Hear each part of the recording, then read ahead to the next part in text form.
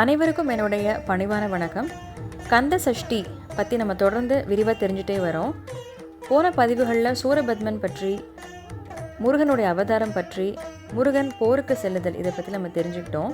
இந்த பதிவில் முருகன் சூரபத்மனுக்கு அளித்த வரத்தை பற்றி நம்ம தெரிஞ்சுக்க போகிறோம். போர் முடிஞ்சதுக்கு அப்புறமா தன்னுடைய தவறை உணர்ந்த சூரபத்மன் முருகப்பெருமான் கிட்ட போய் மன்னிப்பு கேட்குறான். என்னுடைய ஆணவம் முழுசாக அழிஞ்சிருச்சு முருகா, என்னுடைய தவறையும் நான் உணர்ந்துட்டேன், ஆனாலும் எனக்கு ஒரு வரம் நீ தரணும் அப்படின்னு சொல்லி கேட்குறான். உடனே முருகனும் கேள் அப்படின்னு சொன்ன உடனே சூரபத்மன் சொல்கிறான், யாரெல்லாம் திருச்செந்தூருக்கு வந்து இந்த கடலில் நீராடுறாங்களோ என்னுடைய ஆணவம் எப்படி அழிந்ததோ அதே போல் அவங்களுக்கும் அவங்களுடைய ஆணவம் அழியணும்.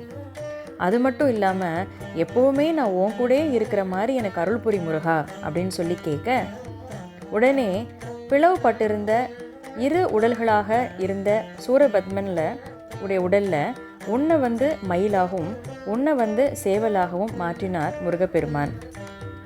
மிகவும் மகிழ்ச்சி அடைந்த சூரபத்மன் சாஷ்டாங்கமாக முருகப்பெருமானை வணங்கினார். பிறகு முருகப்பெருமான் திருச்செந்தூரில் சிவ ஆலயத்தை எழுப்பி சிவபூஜை செய்தார். அதுதான் நம்மளுடைய அருள்மிகு சுப்பிரமணிய சுவாமி திருக்கோவில் திருச்செந்தூர். இது அறுபடை வீடுகளில் இரண்டாம் படை வீடு.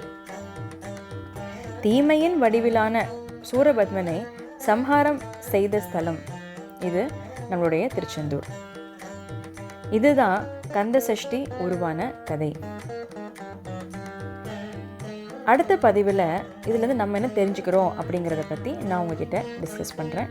அதுவரை நன்றி.